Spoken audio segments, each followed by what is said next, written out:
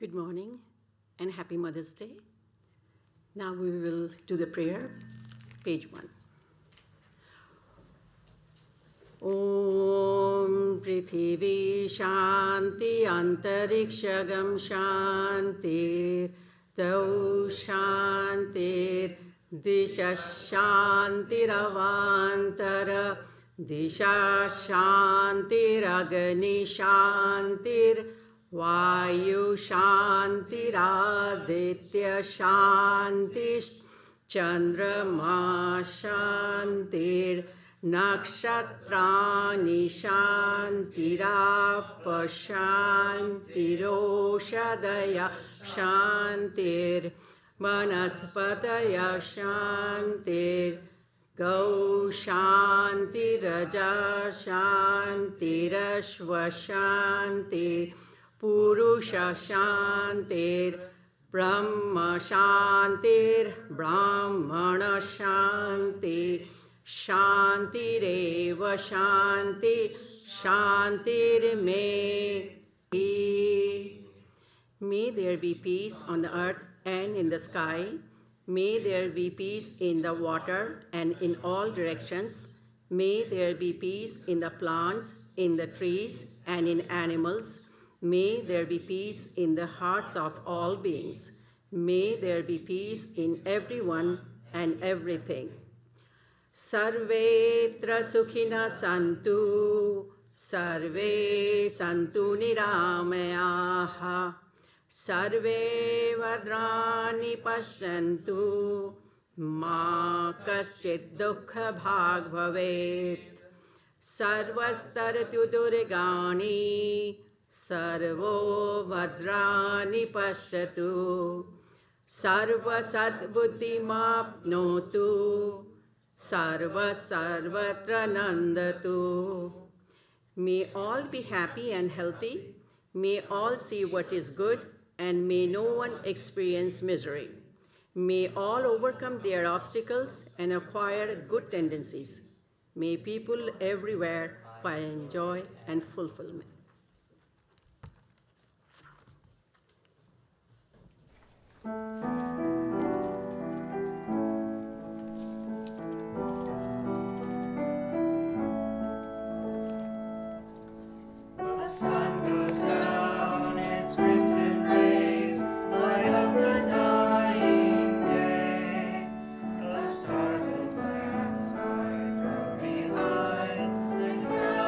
My triumph.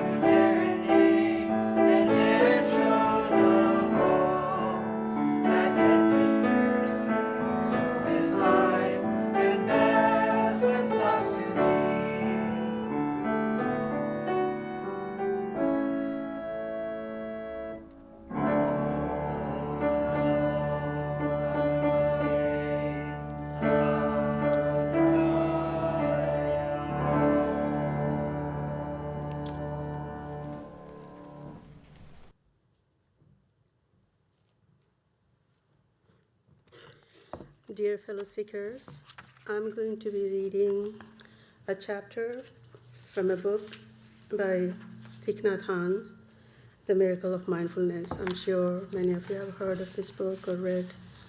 I had been meaning to buy this book forever, and finally I got around doing it. The chapter is called A Day of Mindfulness. Every day and every hour, one should practice mindfulness. That's easy to say, but to carry it out in practice is not. That's why I suggest to those who come to meditation sessions that each person should try hard to preserve one day out of the week to devote entirely to the practice of mindfulness. In principle, of course, every day should be your day and every hour your hour. But the fact is that very few of us have reached such a point. We have the impression that our family, place of work, and society rob us all of our time.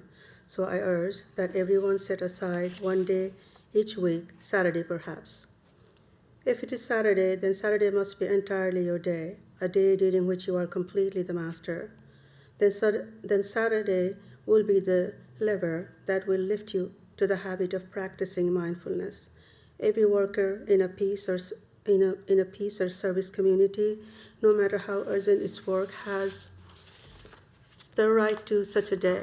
For without it will lose ourselves quickly in a life full of worry and action, and our responses will become increasingly useless.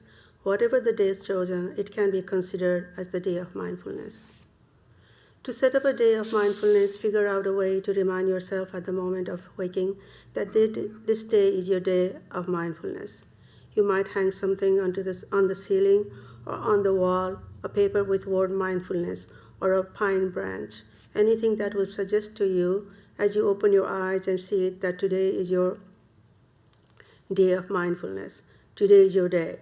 Remembering that perhaps you can feel a smile which affirms that you are in complete mindfulness, a smile that nourishes that perfect mindfulness.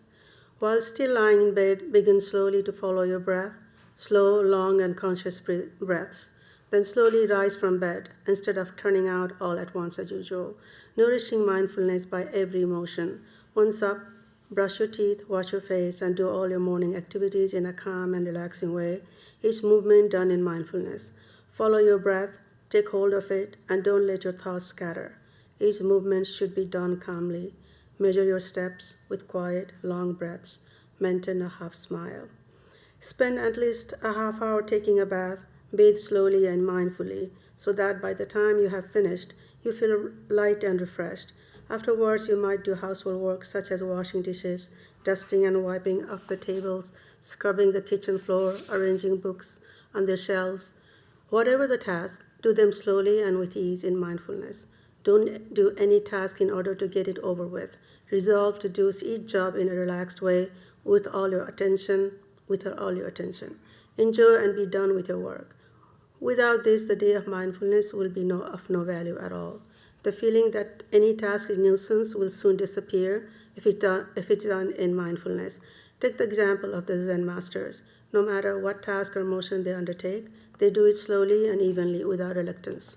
For those who are just beginning to practice, it is best to maintain a spirit of silence throughout the day. That doesn't mean that on the day of mindfulness, you shouldn't speak at all. You can talk, you can even go ahead and sing, but if you talk or sing, do it in complete mindfulness of what you are saying or singing. And keep talking and singing to a minimum. Naturally, it is possible to sing and practice mindfulness at the same time, just as long as one is conscious of the fact that one is singing and aware of what one is singing. But be warned that it is much easier when singing or talking to stray from mindfulness if your meditation strength is still weak. At lunchtime, prepare a meal for yourself. Cook the meal and wash the dishes in mindfulness. In the morning, after you have cleaned and straightened up your house, and in the afternoon, after you have worked in the garden or watched clouds or gathered flowers, prepare a pot of tea to sit and drink in mindfulness.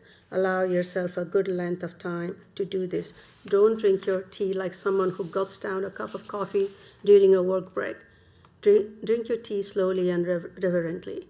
as if it is the axis on which the whole earth revolves, slowly, evenly, without rushing toward the future. Live the actual moment. Only this actual moment is life. Don't be attached to the future. Don't worry about things you have to do. Don't think about getting up or taking off to do anything. Don't think about departing. And here is a little poem by him. Be a bird sitting quietly in the hedge. Be a smile, one part of wondrous existence. Stand here. There is no need to depart. This homeland is as beautiful as the homeland of our childhood. Do not harm it, please, and continue to sing Butterfly over the field of golden mustard flowers. In the evening, you might read scripture and copy passages, write letters to friends, or do anything else you enjoy outside of your normal duties during the week. But whatever you do it in mindfulness. Eat only a little for the evening meal. Later, around 10 or 11 o'clock, as you sit in meditation, you will be able to sit more easily on an empty stomach. Afterwards, you might take a slow walk in the fresh night air, following your breath in mindfulness and measuring the length of your breaths by your steps. Finally, return to your room and sleep in mindfulness. Somehow, we must find a way to allow each worker a day of mindfulness. Such a day is crucial. Its effect on the other days of the week is immeasurable.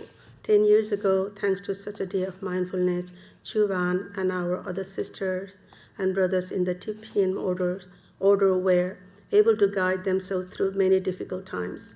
After only 3 months of observing such a day of mindfulness once a week, I know that you will see a significant change in your life. The day of mindfulness will begin to penetrate the other days of the week, enabling you to eventually live 7 days a week in mindfulness. I'm sure you agree with me on the day of mindfulness's importance. And I have a little small reading, a paragraph from another chapter. It goes along with that. Some people look at meditation as a toil and want the time to pass quickly in order to rest afterwards. Such persons do not know how to sit yet. If you sit correctly, it is possible to find total relaxation and peace in the position of sitting. Often it helps to meditate on the image of a pebble thrown into a river. How is one helped by the image of the pebble? Sit down in whatever position suits you best. The half lotus or lotus, back straight, the half smile on your face. Breathe slowly and deeply, following each breath, becoming one with the breath. Then let go of everything. Imagine yourself as a pebble, which has been thrown into a river. The pebble sinks through the water effortlessly. Detached from everything, it falls by the shortest distance possible, finally reaching the bottom, the point of perfect rest. You are like a pebble which has let itself fall into the river, letting go of everything. At the center of your being is your breath. You don't need to know the length of time it takes before reaching the point of complete rest on the bed of fine sand beneath the water. When you feel yourself resting like a pebble which has reached the riverbed, that is the point when you begin to find your own rest. You are no longer pushed or pulled by anything. If you cannot find joy in peace in these every moments of sitting, then the future itself will only flow by a river flows by. You will not be able to hold it back. You will be incapable of living the future when it has become the present. Joy and peace are the joy and peace possible in this very hour of sitting. If you cannot find it here, you won't find it anywhere. Don't chase after your thoughts as a shadow follows its object. Don't run after thoughts. Find your joy and peace in this very moment. This is your own time. This spot where you sit is your own spot. It is on this very spot and in this very moment that you can become enlightened. You don't have to sit beneath a special tree in a distant land. Practice like this is for a few months, and you'll begin to know a profound and renewing delight. The ease of sitting depends on whether you practice mindfulness a little or a lot each day, and it depends on whether or not you sit regularly. Whenever possible, join with friends or relatives and organize an hour of sitting each night, say from 10 to 11. Whoever wishes could come to sit for an hour or even an entire hour. Thank you.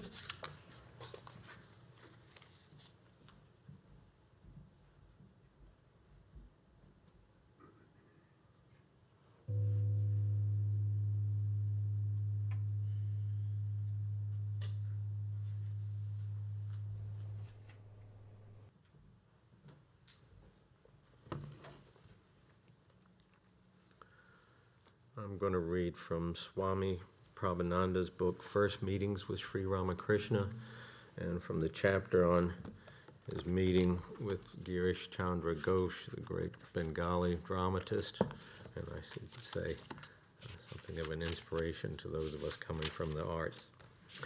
By way of introduction, I'll read a couple of sentences describing his background and state of mind upon first encountering the master.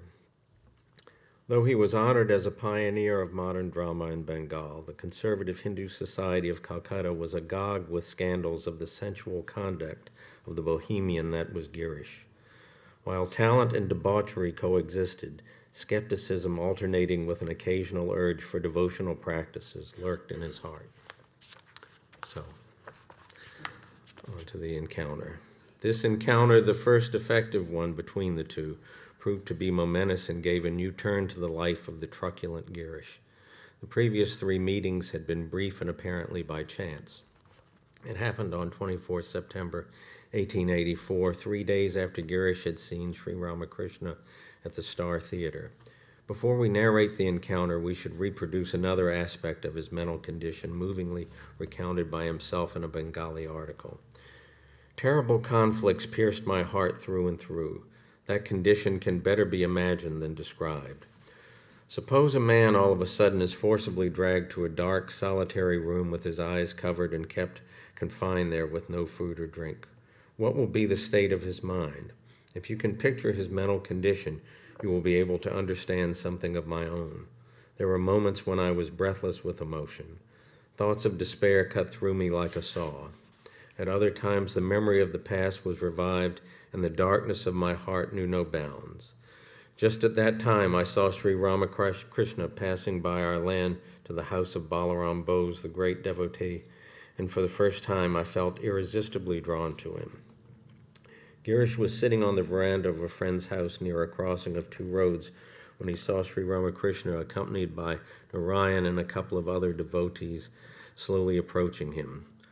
Girish noticed that Narayan, pointing to him, whispered something to Sri Ramakrishna, and the latter saluted Girish. Girish returned the salute. Sri Ramakrishna walked past him towards the nearby house of Balaram Bose. For no accountable reason, Girish felt that something was pulling him towards Sri Ramakrishna. He longed to run and join him.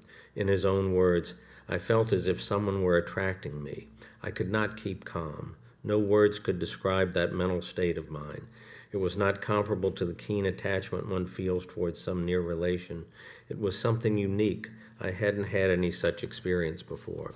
I was hesitating whether I should go or not. Just then a devotee came up with a message from Sri Ramakrishna and said, Parahamsa Dev is calling you. Girish followed him with alacrity. His pride and vanity had prevented him from looking beyond the walls of his preconceived ideas about a holy man. However, time after time, the humility of the holy man of Dakshineswar forced him to look inward. Meeting him at the theater, it was the holy man who had saluted him first. Now again it was the holy man who had greeted him first. The holy man's humility entered deep into Girish's heart, and the hard crust of his pride began to crumble, as it were. Sri Ramakrishna went on to Balaram's and entered his parlor. Balaram was lying on a couch, perhaps being unwell. As soon as he saw Sri Ramakrishna, he got up and with due reverence prostrated himself before him. Following exchange of a few words with Balaram, Sri Ramakrishna exclaimed, Well, I am all right. I am all right. So saying, he underwent a transformation which seemed rather strange to Girish. Later he learnt that the holy man was seized by divine fervor, which had robbed him of external consciousness. Soon after, Sri Ramakrishna remarked, No, this is not pretense. This is not pretense. He continued in this state for some time, after which he regained his normal state of mind and took his seat. Girish, in the heart of his hearts, was longing to find a guru, although his vanity refused to place any human being in that place of honor. Presently he asked, Sir, what is a guru? Sri Ramakrishna answered, Do you know what the guru is? He is like a matchmaker. He prepares for the meeting of the God-seeker with God. After a while he said again, Your guru has already been chosen. Girish's heart was filled with unspeakable joy. Quite unhesitatingly he accepted the words of Sri Ramakrishna. The latter's statement that the Guru was already selected for him gave him great relief. Next, Girish asked, "What is a mantra?" "The name of God." To cite an illustration, Sri Ramakrishna narrated a story. Ramananda used to take his bath in the Ganga early every morning. One day a weaver, Kabir by name, was lying on one of the steps of the bathing ghat. While going down the steps, Ramananda uttered the holy name of Rama. Kabir took it to be his mantra and by repeating it eventually realized God. Girish was impressed by Sri Ramakrishna's sensitivity and deep understanding of him and his problems.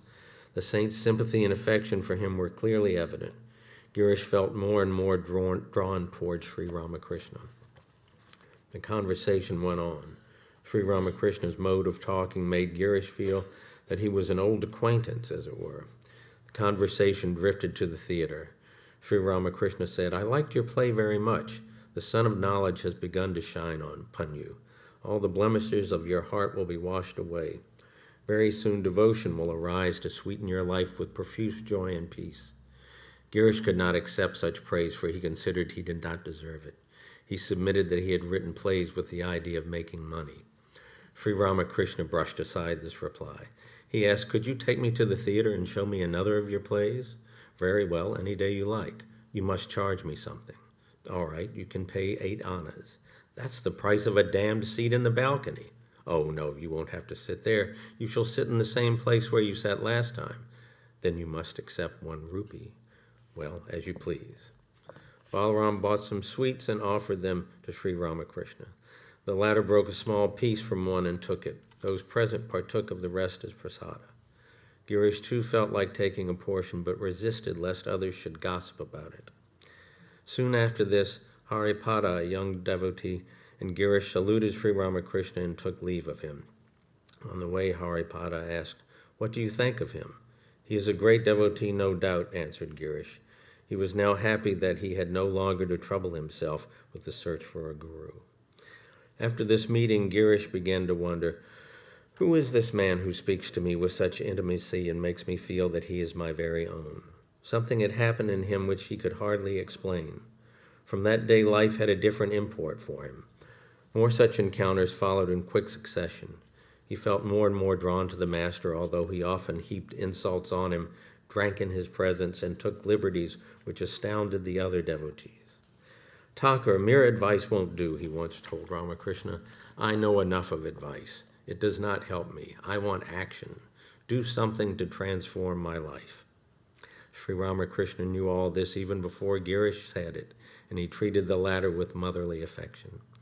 Not merely advice, but the influence of the deep love of the master worked wonders. It chastened the turbulence in Girish and silently brought about a miraculous change in him. Girish himself experienced something of this change soon. He wrote about it himself. "My heart was filled with joy. I felt as if I was born anew. I was a totally changed man. There was no more doubt or conflict in my mind. God is real. God is my sanctuary. I have found my refuge in this God-man. Now I can easily realize God." Thoughts like these cast their spell on me night and day. In waking or in dreaming, the same mood persisted. "Fearless am I. I have found my very own. The world can no longer bind me, for even the greatest fear, the fear of death, is gone." It was the divine, unselfish love of the master that gradually took full possession of his heart. Girish used to say in his later life, "Sri Ramakrishna has full sway over my heart. He has it by the right of his love. Lust, anger, and all the terrible passions vanish if one feels this transcendental love of his. No other spiritual practice is required." As Ramakrishna's influence was steadily gaining its hold upon Girish, the later wondered if he should give up his work in the theater. Sri Ramakrishna said, "Do what you are now doing. Much will be achieved by it. This will educate the people." Ramakrishna's influence, deeply ingrained in Girish, manifested itself in his rich religious and moral sentiments in his dramas. Vilwanmangal, Kalapahar, Rupsanatan, Purnachandra, Nasiram, etc. And quite justifiably, as Hemendranath Dasgupta observed, we may thus conclude that the turning point in Girish's life, and therefore in the history of the Bengali drama, was the sacred influence of Ramakrishna Paramahamsa Deva over the mind and heart of Girish Chandra Ghosh, the greatest of the Bengali dramatists, past and present. And Sri Ramakrishna remains to this day the patron saint of all public theaters in the city of Calcutta. Fully understanding the attitude of Girish, the master one day in an exalted mood offered to assume all responsibility for Girish and asked him to give him his, quote, power of attorney. Girish happily consented, but he did not then realize that he had put voluntarily round his neck a noose of love 100 times stronger than the bondage of the rules which he thought was so unbearable.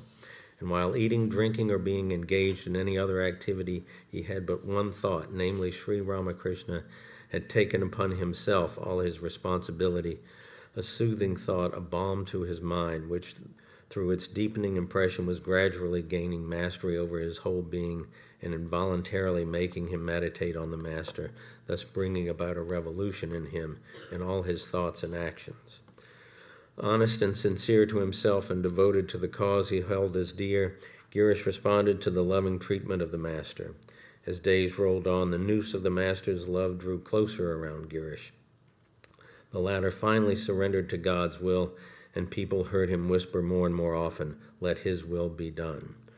Truly did Swami Vivekananda remark, in GC, Swami lovingly called him so, "Alone I have seen that true resignation, that true spirit of a servant of the Lord. What a unique spirit of resignation to the Lord. I have not met his parallel. From him I have learned the lesson of self-surrender. The Master's prophecy, you will be pure day by day, you will improve very much day by day. People will marvel at you, prove to be true in letter and spirit." He became fully possessed of the Master. He lived, moved, and had his being in him.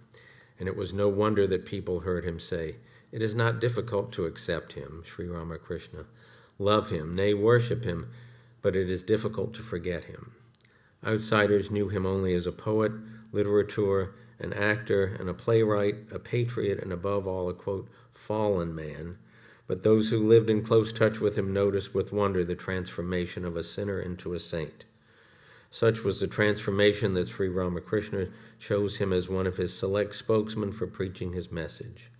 His brilliantly checkered career came to an end on 8 February 1912.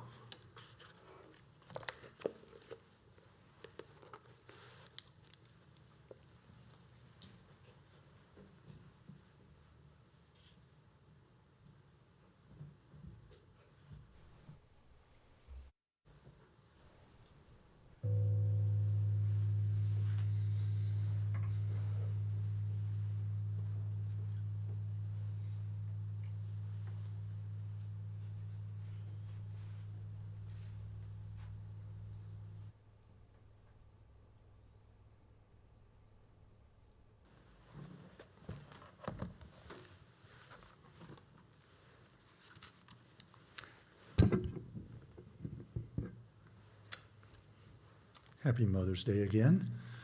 Since we've got a few extra minutes, since it's Mother's Day, I thought I'd share something that Rajaprana sent me a couple of years ago, which was a unpublished but just recently translated reminiscence of Holy Mother from one of her lay disciples, someone by the name of Shahushini Devi. We used to hear Mother repeat the names of various deities as it started getting dark.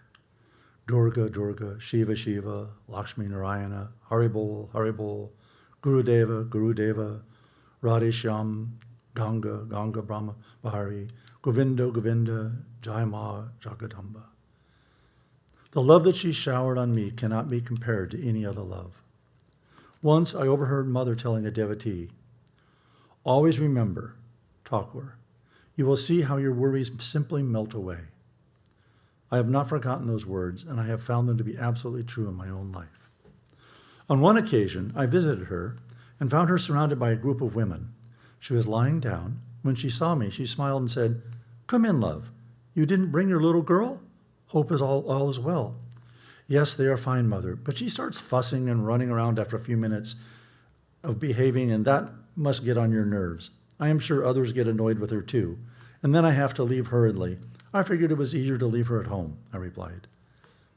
Mother replied with a smile, Honestly, though, I don't feel like she fusses, or even if she does, it doesn't bother me one bit. And she's a child. She needs to run around a little. Radhi's all grown up now, but my word, you should have seen the way she used to pester me. Her mother's unstable, and there was no one else other than me to fill that role.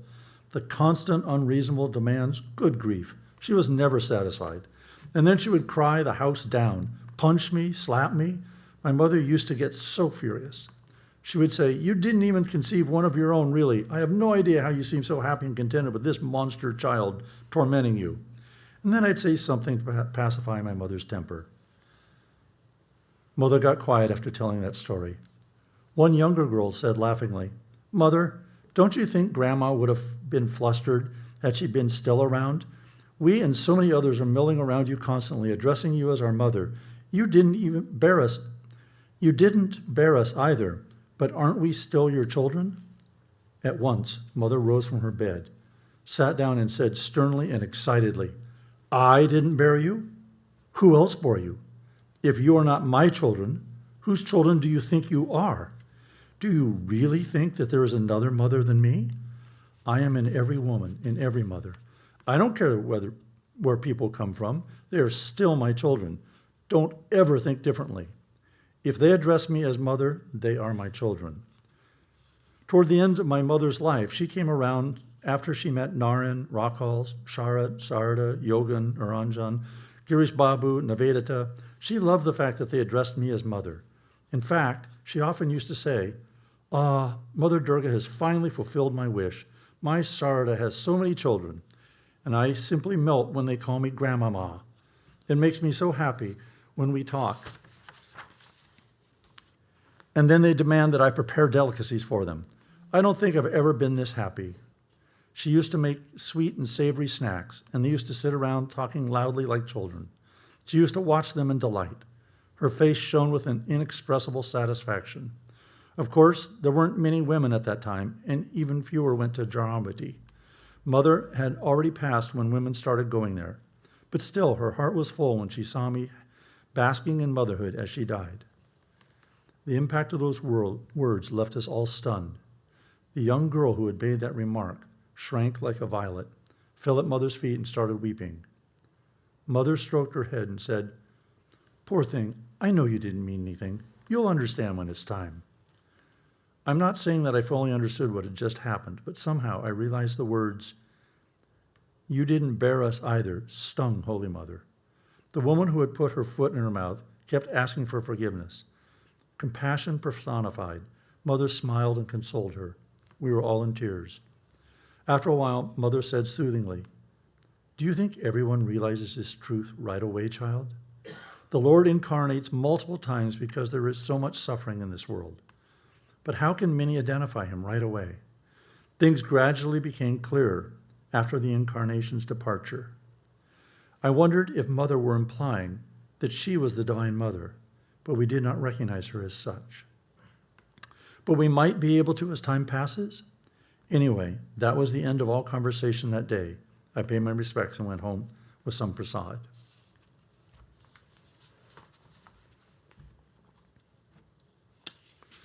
So a couple of announcements. Swami Tyagananda's away this week in Pittsburgh to give a retreat. He'll be back next week after visiting the Vedanta Center in D.C. At next Sunday's satsang, he'll give us a talk on meditation. There'll be no Gita study this week on Wednesday. So what we'll now do is the prayer on page 3 of the book, and then this will be followed by the Sarvamangala, and then we'll all gather in the sitting room outside to celebrate the birthdays of all those who were born in the month of May.